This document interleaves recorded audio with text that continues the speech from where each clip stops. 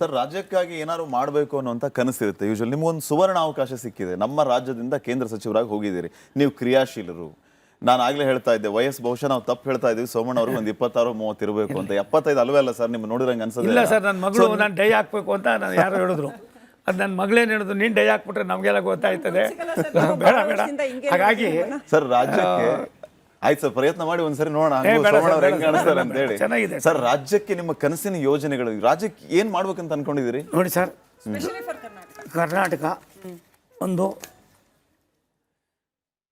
ಇಡೀ ದೇಶ ಗೊತ್ತಿಲ್ಲದೆ ಹೋಗಿರ್ತಕ್ಕಂಥ ಬಹುತೇಕ ಸಂಸ್ಕಾರವನ್ನು, ಬಹುತೇಕ ಈ ದೇಶದ ಇತಿಹಾಸದಲ್ಲಿ ದೊಡ್ಡ ದೊಡ್ಡ ನಾಯಕರನ್ನು ಕೊಟ್ಟಂಥ ರಾಜ್ಯ ಸರ್ ಇದು.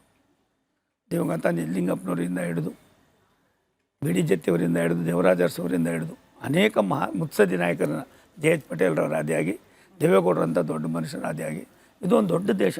ಸಂಸ್ಕಾರಕ್ಕೆ ಮತ್ತೊಂದು ಮಠಮಾನ್ಯಗಳು, ಅರಗುರು ಚರಮೂರ್ತಿಗಳು ಯಾವ ದೇಶದಲ್ಲೂ ಇಷ್ಟೊಂದು ಇದ್ದಿಲ್ಲ ಸರ್. ಮತ್ತು ಫೌಂಡೇಶನ್ ಎಷ್ಟು ಬಿಗಿ ಇದೆ ಅಂದರೆ ಇಲ್ಲಿ ಅಕ್ಷರದ ದಾಸೋಹದ ವ್ಯವಸ್ಥೆಯಲ್ಲಿ ಅಕ್ಷರ ಕ್ರಾಂತಿಯನ್ನು ಮಾಡ್ತಕ್ಕಂಥದ್ರಲ್ಲಿ ಮೊದಲನೇದು ಕರ್ನಾಟಕನೇ ಸರ್. ಈ ಕರ್ನಾಟಕದಲ್ಲಿ ಹುಟ್ಟಿರೋದೇ ನಮ್ದು ಯಾವುದೋ ಒಂದು ಪುಣ್ಯ ಸರ್. ಮತ್ತು ಅದರೊಳಗೆ ಭಾರತೀಯರಂತ ನಾವು ಇವತ್ತು ಹೇಳ್ಕೊಳ್ಳೋಕ್ಕೆ ಮೋದಿಯವ್ರ ಕಾಲದಲ್ಲಿ ನಮ್ಗೆ ಭಾರಿ ಆನಂದ ಆಗ್ತದೆ ಸರ್.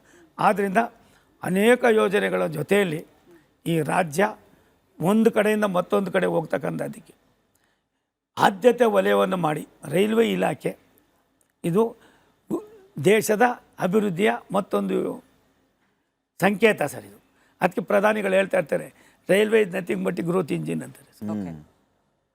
ಆ ಗ್ರೋತ್ ಇಂಜಿನ್ನ ಎಲ್ಲೆಲ್ಲಿ ತೊಗೊಂಡೋಗ್ಬೇಕಾಗಿದ್ದು ತೊಗೊಂಡೋಗೋದಕ್ಕೆ ನಾನು ಈಗಾಗಲೇ ಇದು ಮಾಡಿದ್ದೀನಿ. ನನ್ನ ಮೊದಲನೇ ಆದ್ಯತೆ ROB RUBಗಳು ಇಡೀ ಕರ್ನಾಟಕದಲ್ಲಿ ಸರ್ 700ಕ್ಕೂ ಮೇಲ್ಪಟ್ಟು ಈಗಾಗಲೇ ಮುಗಿದೀತಾ ಬಂದಿದೆ. ಇವಾಗ ಇನ್ನೊಂದು 140 150 ಮುಗಿಸ್ತಾ ಹಂತದಲ್ಲಿದ್ದೀವಿ. ಇನ್ನೊಂದು 1.5-2 ವರ್ಷದಲ್ಲಿ ಇಡೀ ಕರ್ನಾಟಕದಲ್ಲಿ ಒಂದೇ ಒಂದು ರೈಲ್ವೆ ಗೇಟ್ ಇರಬಾರ್ದು, ಎಲ್ಲೂ ಜನ ಕಾಯಬಾರ್ದು. ಮತ್ತು ಡಬಲ್ ಲೈನು ಎಲ್ಲೆಲ್ಲಿ ಆಗಬೇಕು ಅದಾಗಬೇಕು. ಸಾಕಷ್ಟು ಟ್ರಾನ್ಸ್ಪೋರ್ಟೇಷನ್ನು, ರೋಡ್ಗಳಲ್ಲಿ ಹೋಗೋದು ಬೇಡ, ಟ್ರೈನ್ಗಳಲ್ಲಿ ಹೋಗ್ಬೇಕಾಯ್ತದೆ. ಯಾಕೆ ಹೋಗಬೇಕು ಅಂತಂದರೆ ಆಕ್ಸಿಡೆಂಟ್ಗಳು ಕಡಿಮೆ ಆಯ್ತದೆ ಸರ್. ಮತ್ತು ಮೂರನೇದು ಉದ್ಯೋಗ ಸೃಷ್ಟಿಯಾಗಬೇಕಾದ್ರೆ ರೈಲ್ವೆ ಅಭಿವೃದ್ಧಿ ಆಗಬೇಕಾಗಿದೆ ಸರ್. ಅದಕ್ಕೆ ನಾವು 8 ಯೋಜನೆಗಳನ್ನು ಹೊಸದಾಗಿ ತೊಗೊಂಡಿದ್ದೀವಿ. 52,000 ಕೋಟಿ ರೂಪಾಯಿನ ಕೆಲಸ ನಡೀತಾ ಇದೆ. ನನಗೆ ತಿಳಿದ ಮಟ್ಟಿಗೆ ತುಮಕೂರು ಭಾರತ ಸರ್ಕಾರದಲ್ಲಿ 100ಕ್ಕೆ 100 ಒಂದೇ ಒಂದು LC ಗೇಟ್ ಇಲ್ದಿರ 2 ಯೋಜನೆಗಳನ್ನು ಕೈಗೆತ್ಕೊಳ್ತಕ್ಕಂಥದ್ದಕ್ಕೆ 5 ವರ್ಷದಲ್ಲಿ ಸರ್ ನಾನು 3-4 ಸಾರಿ MP ಆಗಿದ್ರು ಮಾಡದೇ ಇರೋಷ್ಟು ಕೆಲಸ ಮಾಡ್ತಾ ಇದ್ದೀನಿ.